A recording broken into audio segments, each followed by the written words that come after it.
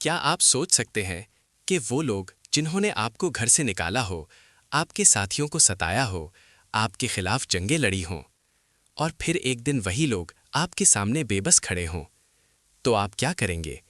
بدلہ یا معافی؟ آج ہم سنیں گے تاریخ کا وہ عظیم واقعہ جس نے دشمنوں کے دل بھی بدل دیے۔ یہ 8 ہجری کا واقعہ ہے۔ مکہ کے لوگ یعنی قریش کئی سالوں تک نبی کریم صلی اللہ علیہ وسلم اور مسلمانوں پر ظلم کرتے رہے۔ انہوں نے مسلمانوں کا بائیکاٹ کیا، تکلیفیں دیں، اور آخرکار نبی صلی اللہ علیہ وسلم کو مکہ چھوڑ کر مدینہ ہجرت کرنی پڑی۔ لیکن وقت بدل گیا۔ اللہ کے حکم سے ایک دن نبی کریم صلی اللہ علیہ وسلم 10,000 صحابہ کے ساتھ مکہ کی طرف روانہ ہوئے۔ یہ وہی شہر تھا جہاں آپ صلی اللہ علیہ وسلم پیدا ہوئے، جہاں آپ نے بچپن گزارا اور جہاں سے آپ کو نکالا گیا تھا۔ جب مکہ والوں کو خبر ملی کہ مسلمانوں کا لشکر آ رہا ہے تو پورے شہر میں خوف پھیل گیا۔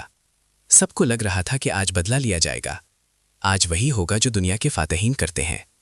لیکن نبی صلی اللہ علیہ وسلم کا اخلاق دنیا سے مختلف تھا۔ آپ صلی اللہ علیہ وسلم نے شہر میں داخل ہوتے وقت عاجزی اختیار فرمائی۔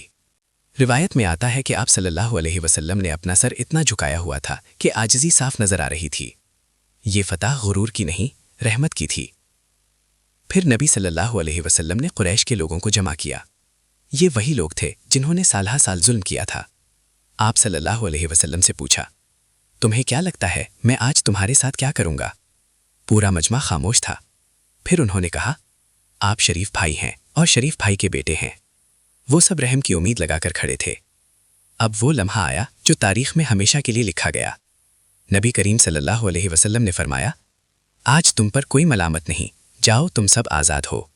یہ وہی الفاظ تھے جو حضرت یوسف علیہ السلام نے اپنے بھائیوں سے کہے تھے۔ لا تثریب علیکم اليوم، سورہ یوسف 12:92۔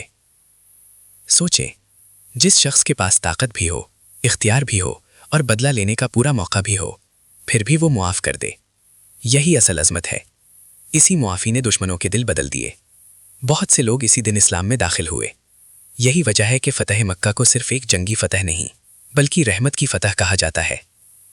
اگر آپ کو یہ مستند اسلامی واقعہ پسند آیا ہو تو ایسے مزید قصوں کے لیے چینل کو سبسکرائب کریں۔